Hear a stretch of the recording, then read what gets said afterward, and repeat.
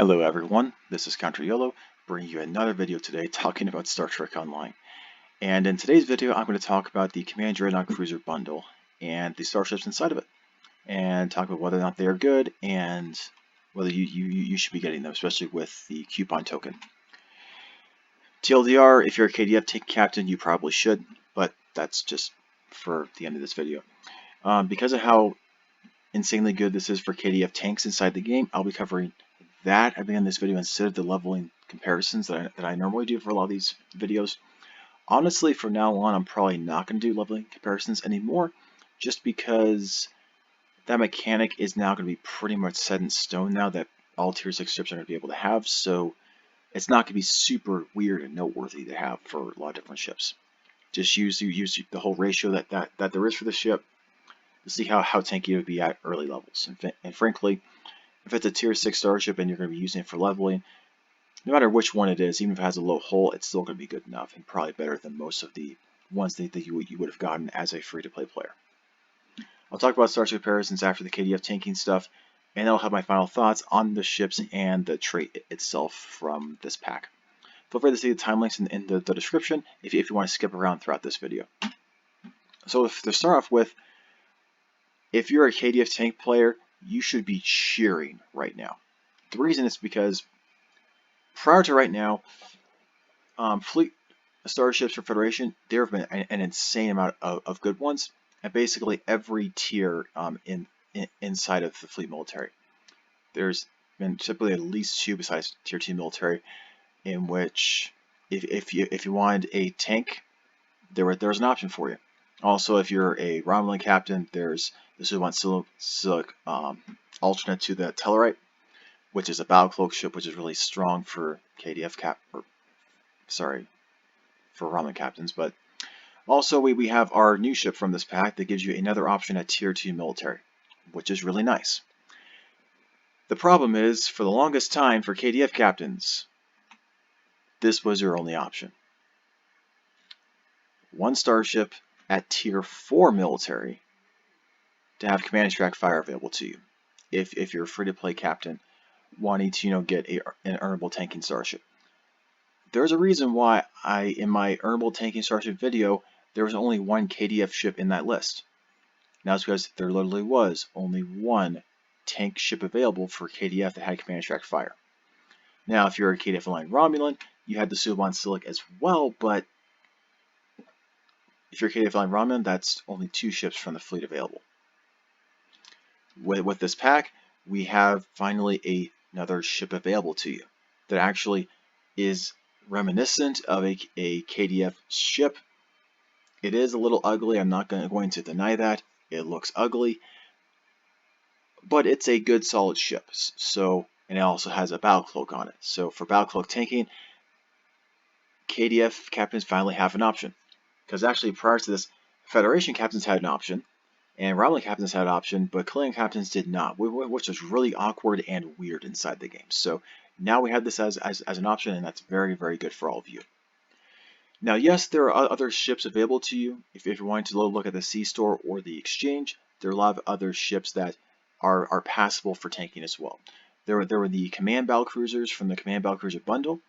That is what this ship is based off of. This ship is honestly better than these ones, but when we get to the stats, I'll show you why. There also is the America Worker KDF ships that also have command and track fire. And then there's the cross-faction cruisers. There's the 31st Century one, the Cardassian Flight Deck Cell Cruiser, and the Gemini Vanguard Cruiser. For ones from the Exchange, this all-heavy cruiser is only really picked nowadays because of the Invincible trait off of it for PvP. Some of these other ones are pretty good. I like the look of the Benton Assault Cruiser, but its stats are probably lackluster to be honest. There also is like the Styx, for instance, for KDF. It's weird that the Styx can be used by KDF players, but the Mirror Crossfield cannot. Cryptic, I would like an explanation as to why that's the case, please. Thank you very much. Anyway, don't get the Lachi Shashar ships. They honestly suck for their price nowadays. Now for the raw stats themselves, if you actually look at the raw C-Store versions of the ships, not even the fleet versions that have 10% higher hull shields, these raw stats on these ships are actually good enough to tank with on their own right out of the C-Store. You don't need the fleet version to be able to tank well with these ships. Now, you are one console down from the C-Store version versus the fleet version, but the stats is perfectly fine. The weapon layout is what you would expect from most Dreadnought cruisers outside of the Logic Cheshire. It's not to be unexpected. The one downside here is that you have 3 lieutenant seats instead of the typical lieutenant commander, lieutenant, and ensign is what you would typically would expect from your last 3 bridge officer seats. This is honestly because they wanted to have this comparable to the command cruisers from the C-Store, from the big command cruiser pack, command battle cruiser pack anyway. But these stats are way higher than what that one is going to be. Inspiration abilities, because it's commander command, which is cool that we get nothing like that from the fleet. It's almost like Cryptic might be adding something more powerful in the next expansion if they're willing to give us commander specialist seats in the fleet right now. That is kind of interesting. The stats are honestly the same between these 2 ships, the Federation and KDF version. The KDF version has a battle cloak, which is really nice. It's really nice. So yeah, that's basically it. I mean, these both have Lieutenant Commander Science, so if you really like gravity wells for tanking, that's really nice. Otherwise, you could also use Photonic Officer 2 instead in that Lieutenant Commander Science slot to help out with cooldowns if you don't want to use Ox to Bat. I will also talk about that more when we talk about the trait at the end of this video too. For the fleet version, nothing really too drastic to expect here. The extra console that you get is an engineering console, not a tactical console. So it's really just an extra console slot instead of an extra damaging console slot that you'll be losing from not having the fleet version. The stats are much higher. These are really high stats, honestly, especially from a tier 2 military fleet starship. So it's really high and comparable to like the sticks that I'll be getting into later on as well in this video. Other than that, it's basically the same as the regular C-Store one, so let's carry on. And now we'll get into the Starship Comparisons part of this video. To start off with, because I love battle cloaks inside the game, we'll talk about the 3 battle cloak ships for tanking inside the game. The one for KDF, Romulan, and Federation captains. The Fleet Command, however you say that, is from tier 2 military. The Fleet Command Silic is from tier 4 military, and the Enterprise E is from tier 5 military. Additionally, the KDF and Romulan ships have their battle cloak innately built into their ship. The battle cloak for Federation captains, you have to get a 3-piece console set from the C-Store in order to be able to get the battle cloak, which might be pretty hard for you depending upon what things you already have available from the C-Store, because some of it is pretty hard to get because you can't directly buy it from the C-Store right now. One of the consoles anyway. But like in terms of the ratios, the Suliban and the Enterprise E have pretty similar ratios, honestly. The Suliban has us 5-3 versus the 4-4, but if you actually look at this, they're pretty similar otherwise. There are 2 different variants of the Enterprise E. There is a command and an intel version, depending on whether you want a Lieutenant Commander Universal Command or a Lieutenant Commander Universal Intel. I think this ship is perfectly fine, even without the specialist stuff added in here, so whichever one you want to choose, it will work just fine.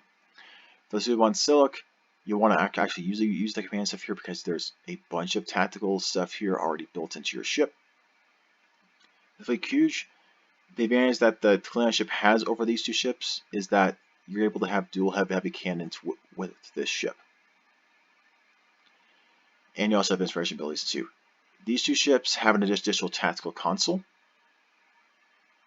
but they don't get access to dual heavy cannons. So if dual heavy cannons is your thing, especially if you want to do a super offensive dual heavy cannon tanking build, the Fleet Command is not a bad option. And it'll be the one situation really, plus the inspiration mechanic, that's why this will be better than like the Suliban Silic. But obviously if you're a KDF captain and not KDF line Romulan, you don't have access to the Suliban Silic, so this is really your best option for battle cloak tanking.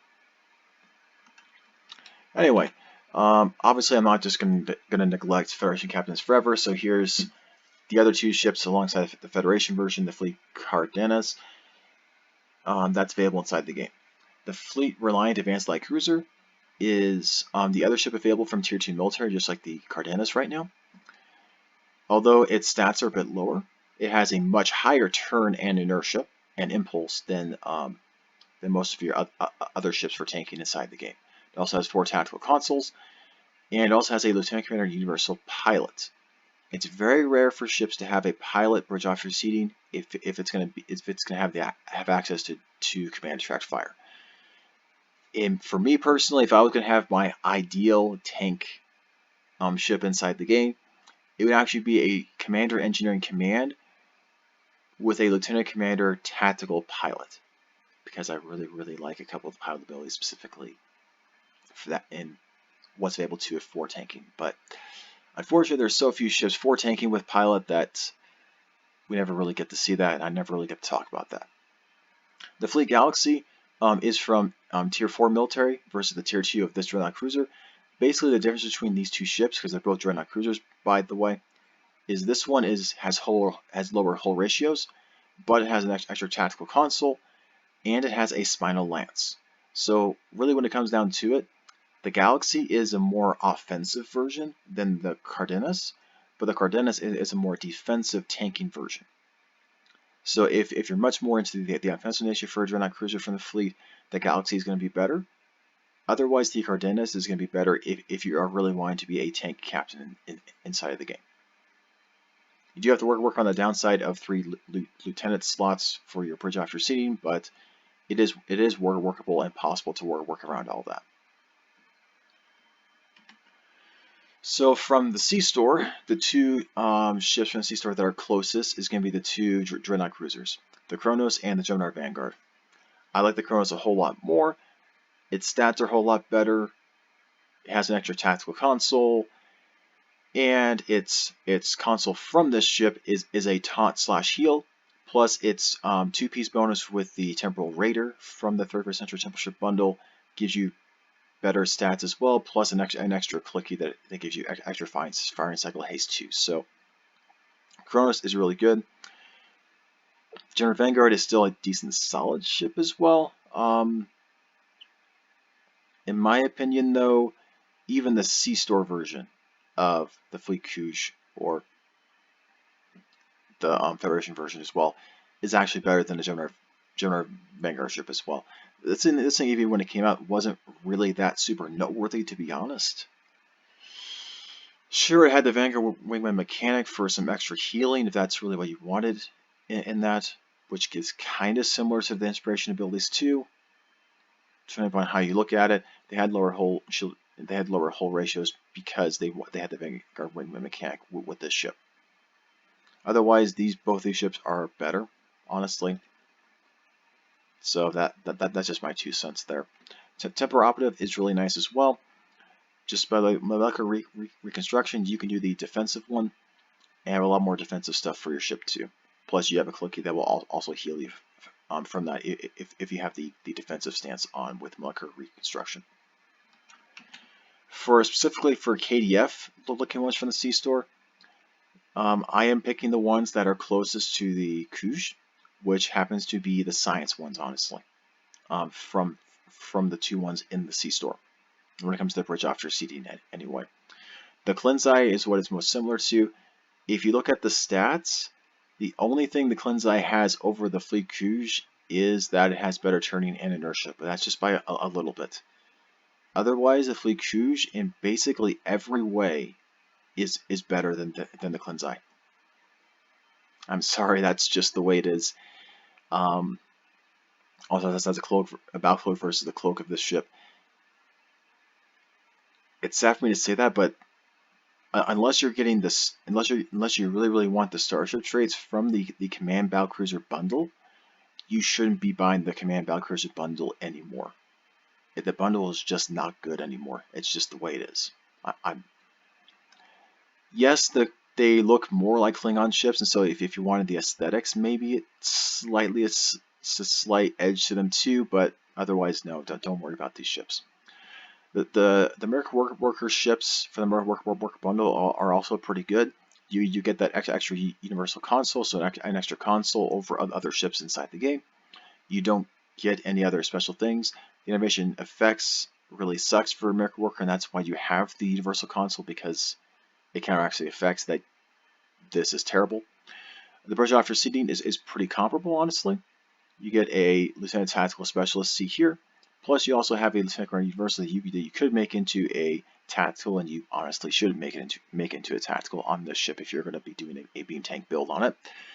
And then you still have an ensign seat as well to supplement the commander engineering suite. You can have 5 engineering abilities pretty easily on the ship. And for tactical, because you probably want to make the Universal another tactical for this particular ship. Now, for more ships inside the game, we of course are going to use the other 2 inspiration cruisers off of the exchange. For those of you that watched the Mirror 6 video, this shouldn't be a surprise, honestly, that I'm referencing this ship as well. When it comes to offensive capability, both of these ships are a little bit better. They have Commander Command plus 4 tactical consoles.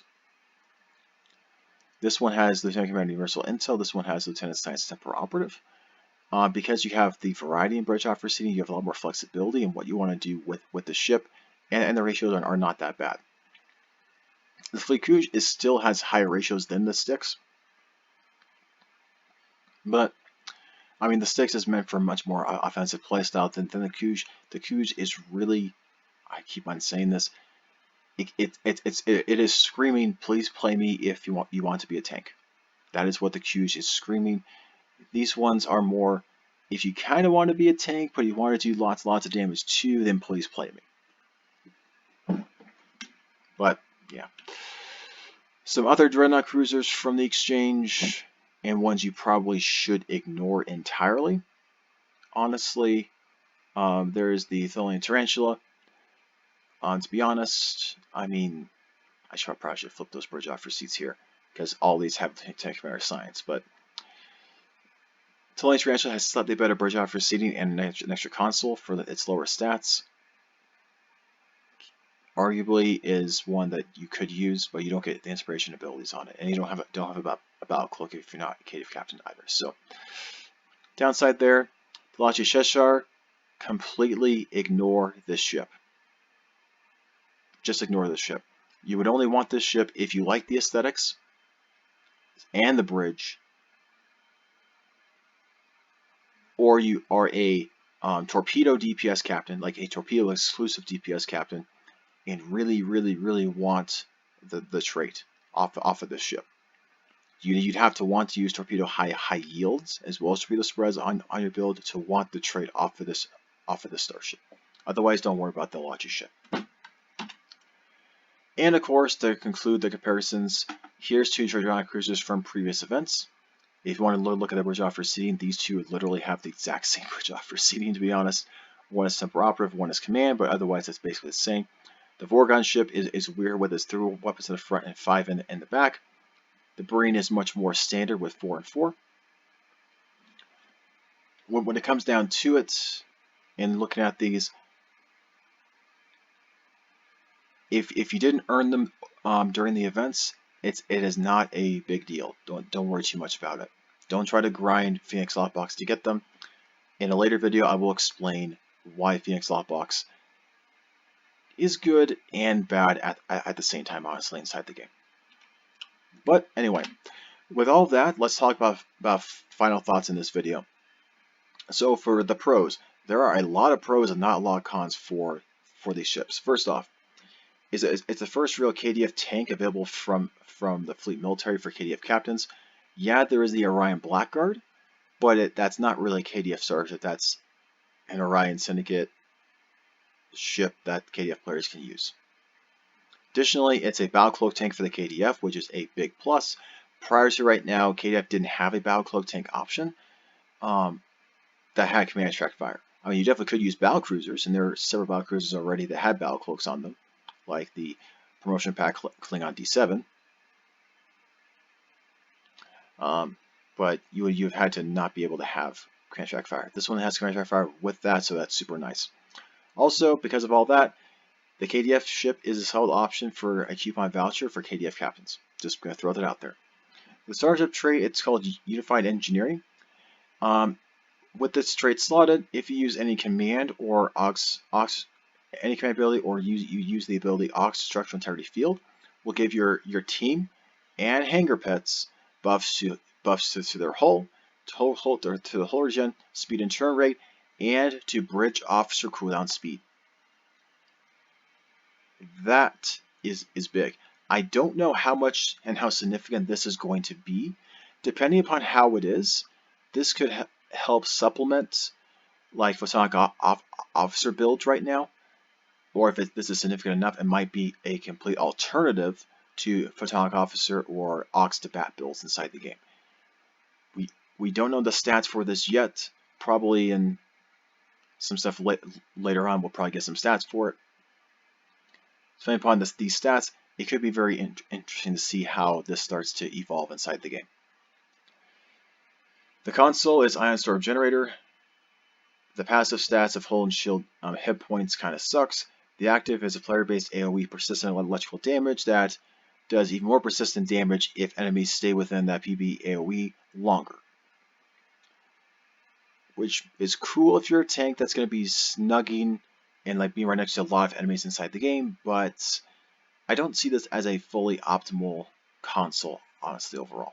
So the big cons, the C-Store console it sounds lackluster. The KDF Starship looks ugly, and KDF captains already have a ton of Federation Dreadnought and tank options available to them from the fleet and also from the C-Store for them too. So for Federation captains, it's not a huge addition to them. I mean, it's definitely a cool looking ship for Federation captains, but other than that, it's not a big addition for them. The big things for this is that if you don't want to use Ox to Bat on your build, this Starship trait might be able to help you squeeze off of Ox to Bat and actually get some other benefits to your ship, because Ox to Bat, for the most part, if you're using Ox Bat for cooldowns, you're not getting the benefits from it other than just cooldowns. If you use Ox Structural Integrity Field, at least you're getting a hull heal plus damage resistance rating that's up 2/3 of the time on its base cooldown, not to mention potentially some cooldowns and other benefits to your team, which is nice. Additionally, I mean, these are fleet starships available at Tier 2 military, so your younger fleets in the game are going to really benefit from this heavily. If you're in a young KDF fleet, especially because most KDF fleets end up being alternates of Federation fleets, so their fleet military is a lot lower. If you're part of a younger KDF fleet and are not at Tier 4 military yet, there's a good chance if you're a Tier 2 military, you might as well just pick this ship as your tank. Also, for Federation captains that are only Tier 2 military, it's a tankier tank option for Fed captains that don't want to use the advanced light cruiser as their tank option inside of the game. So yeah, that's my 2 cents on this whole pack. Hopefully this was enjoyable to you all. Feel free to like and subscribe if you do. This video came out later because I literally just posted a video today, and see, I've been a little exhausted trying to post 2 videos in one day. Anyway, thank you all for watching, and enjoy the rest of your day.